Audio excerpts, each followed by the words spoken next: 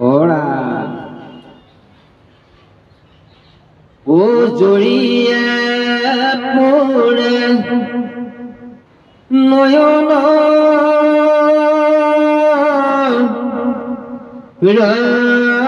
ৰাণীৰ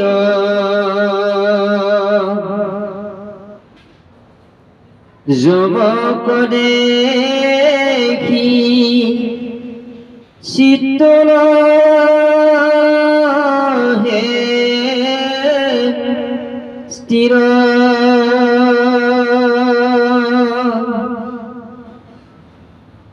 ও পুত্ৰ কোসাই কৰে হাহাকাৰ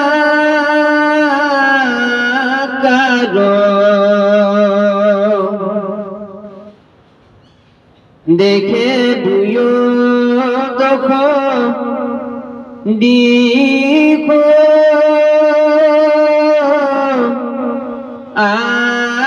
আন্ধাৰ দৈবকী বসুদেৱে ইমান কঠোৰ কষ্টৰে ইমান এন্ধাৰ লুকাই ৰাখিছে কংসই এই কথাখিনি কৃষ্ণৰ মনত অকণমান ভাৱ জাগি উঠিছিলে আৰু এই কথাখিনি আৰু ব্ৰজধামৰ গোপীসকলে তেওঁলোকে ভাবিছিলে কি কাৰণত ইমান শাস্তি দিছে কংসই দৈবকী বসুদেৱক কাৰাগাৰত ৰাখিছে হয় কিন্তু ইমান এন্ধাৰত ৰখাই তেওঁলোকক কিমান শাস্তি প্ৰদান কৰিছে হাহাকাৰ লাগি গৈছে এই ৰাজ্যবাসী যে কৃষ্ণ আহি পালে যেন কৃষ্ণই এই মুকুতিৰ পন্থটো তেওঁলোকক মোকলাই দিব কংসক বধ কৰি কৃষ্ণই মুকলি কৰি দিয়া এই আনন্দটো আৰু বিৰাট ভাল লাগিব এই কথাখিনি হাহাকাৰ লাগিছে ৰাজ্যবাসীৰ কংস ৰাজ্যত হাহাকাৰ লাগিছে কংসই যমৰ নিচিনা আছিল অত্যন্ত খঙাল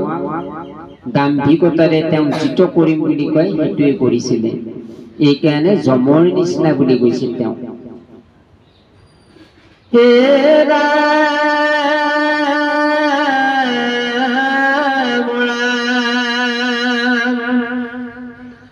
ও দেখিয়া ভকতৰ ভয়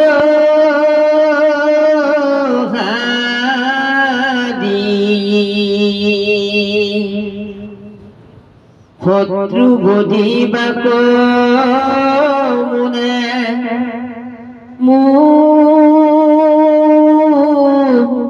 ৰানী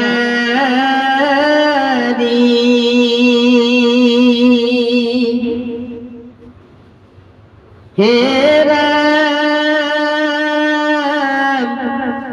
কৰিল নিষ্ঠুৰ প্ৰহাৰ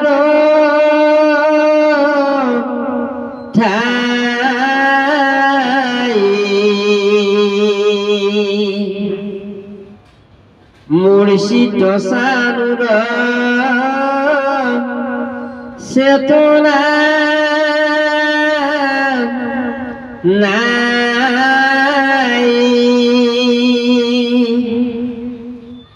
সানুই নিজৰ হৃদয়ত কৃষ্ণক স্থাপনা কৰি হে প্ৰভু তুমি এই এন্ধাৰৰ পৰা পোহৰলৈ গতি কৰা প্ৰভু যি আপোনাৰ পিতৃ মাতৃ কংসৰ ভয় কংসই যিখিনি নকৰিবলগীয়া খ্যাতি কৰিছে কাৰাগাৰত দৈবকী বসুদেৱক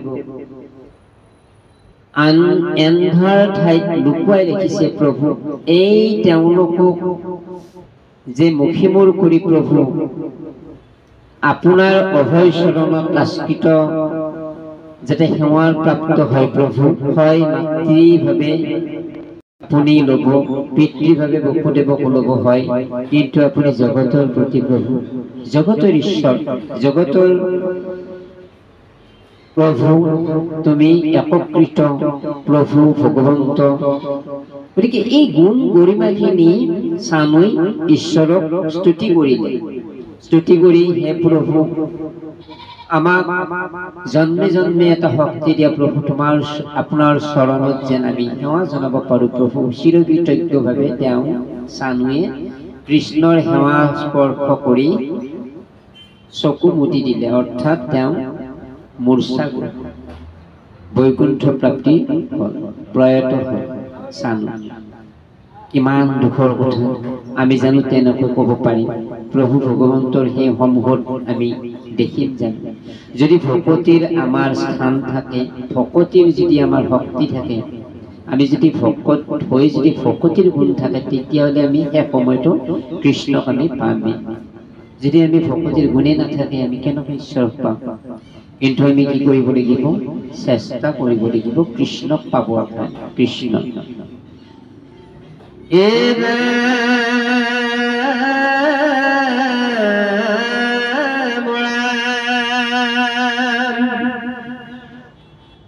ও সম্বন্ধি কি জানা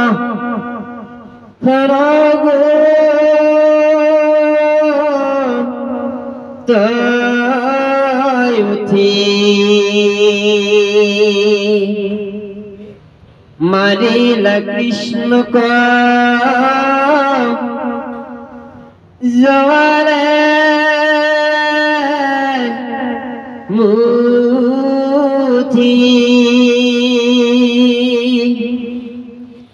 हे राम नको लीला हरि पाया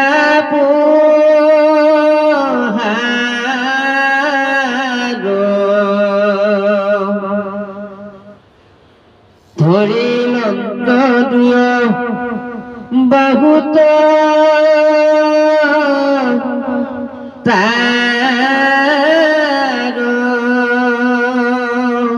ইতিমধ্যে মল্লবীৰ দুজনে কৃষ্ণক বলৰামক বধ কৰিবৰ কাৰণে ৰৈ আছিল থাপ মাৰি কৃষ্ণক ধৰিলে থাপ মাৰি কৃষ্ণক ধৰি বলৰামক ধৰি তেওঁলোকে মল্ল যুদ্ধ কৰিবৰ কাৰণে সাজু হয়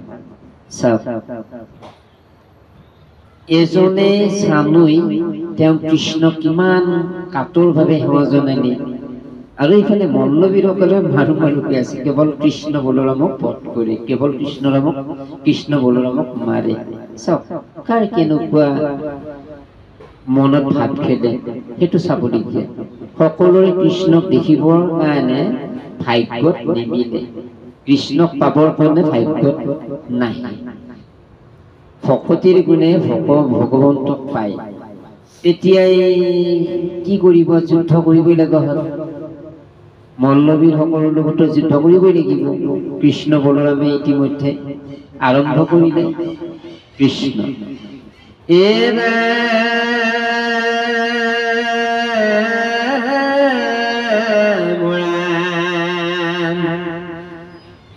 তুলে ওপৰ কভুৰাই পাপ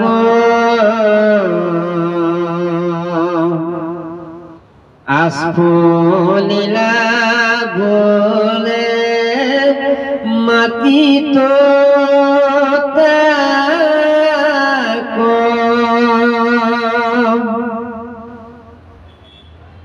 মুকুটকে বিহৰিল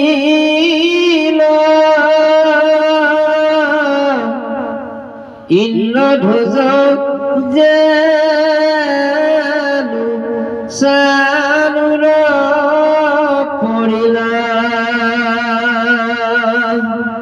কিমান ডাঙৰ ৰহস্য হে প্ৰভুসকল কৃষ্ণ বলৰামে এই যে মল্লবীৰ দুজনক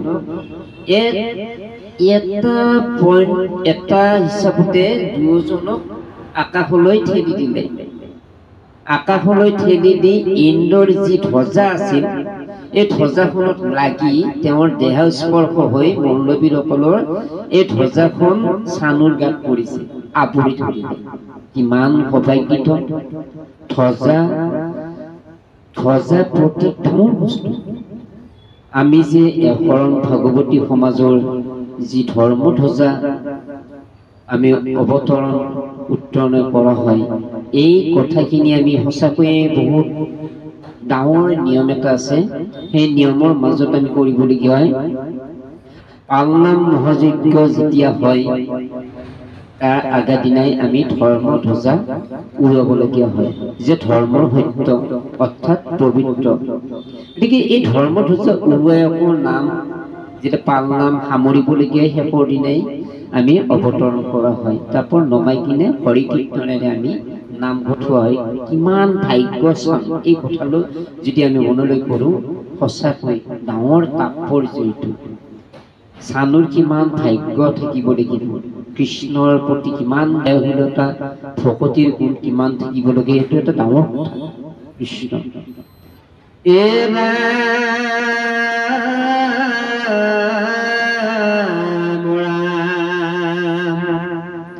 মুষ্টিকক দিলা চাপৰ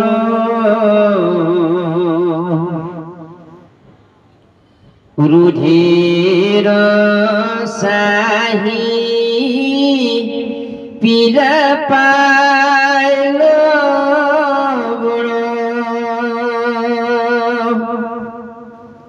ভূমিত পৰিলা প্ৰাণ কোচাৰি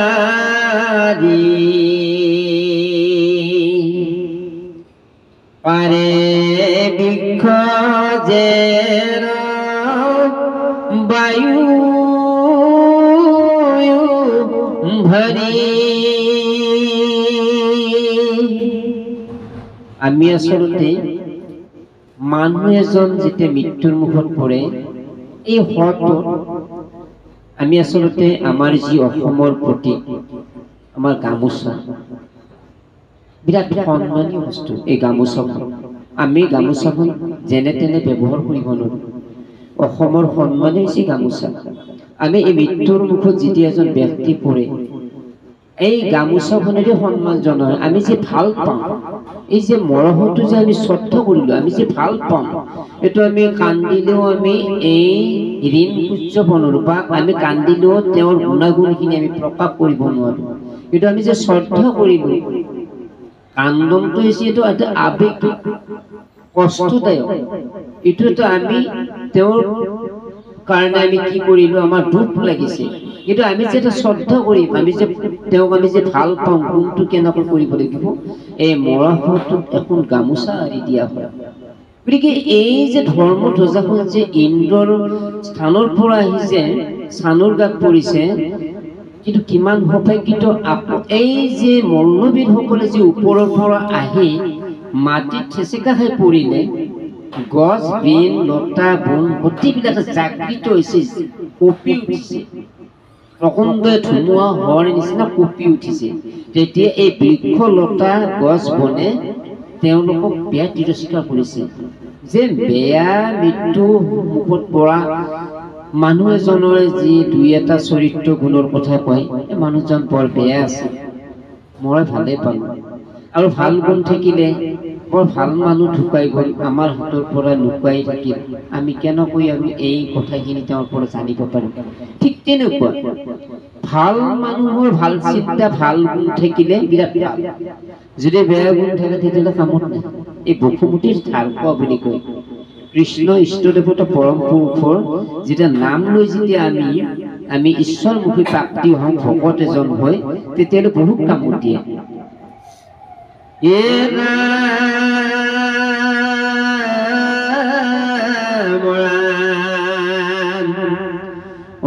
আখিল দেখি আউল কুতলানে, ও বাম মুষ্টি হানি মারিল রামে। এই মল্লবীৰসকল যেতিয়া ওপৰৰ পৰা পৰিল, তেতিয়া বলৰামে কত কিমান শাস্তি দিছে চাবই নোৱাৰি। এই মল্লবীৰ দুজনক বহুত শাস্তি দি মাৰিছে, খুচিয়ে মাৰিছে, হানি মাৰিছে। ইমান ডাঙৰ কথা। গতিকে আমাৰ যিসকল এই মৰাখন আমাৰ যেতিয়া সেই দাহন কাৰ্যত লৈ যায়, আমি শ্মশানত কিছুমানক দেখা পাওঁ, কিছুমান ভোজ্যাত মৰাশবিলাকক হানি খুচি দিয়ে, আৰু কিছুমানে নিমখো ছিটিয়াই, আৰু কিছুমানে কি কৰে, কিছুমানে আকৌ কি কৰে, তাতে বিভিন্ন ধৰণে সা সঁজুলি ব্যৱহাৰ কৰে, ভাল কাম নকৰিলে জীয়াই থাকোঁতে। সেইটোৰ কাৰণে এইখিনি কৰা হ'ল, দুখ নধৰিবি।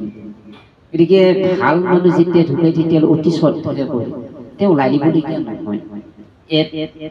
এটুকুৰা জুই যেতিয়া জ্বলান্তভাৱে জ্বলাই দিব, তাতে নিমিষতে শেষ হয় ভাল মানুহ। গতিকে ইয়াতে কি কৰিছে, এইটো ওপৰৰ পৰা পৰিলে এটা ইমান ডাঙৰ কষ্ট পাইছে মল্লবীৰসকলে, তাতে আকৌ বলৰামে আকৌ কি কৰিছে, খুচিয়ে খুচিয়ে মাৰিছে, আনি খুচি। এইটো তাতে প্ৰকাশ কৰিছে যে মৰণত সময়তহে পৰীক্ষা হয় জীৱন্তৰ কাহিনী, মৰাৰ সময়ত চিন্তিত। সেইকাৰণে আমি এই কাৰ্যভাগ কৰিবলগীয়া হয়, ভাল কাম কৰিবৰ কাৰণে আমি সদায় চেষ্টা কৰিব লাগিব। কৃষ্ণ হে প্ৰভুসকল, আমি আকৌ অহাবেলি এই পৰ্যায়তে আমি আলোচনা কৰিম। কৃষ্ণ মই দুৰাচাৰ কেৱলে তোমাৰ পৰা ধীনাদায় খবি হৰি লয়দাস কৰি পুখিলো হেৰা শৰণ, হেৰাম পুখিলো হেৰা শৰণ। কৃষ্ণ কৃষ্ণ হৰি।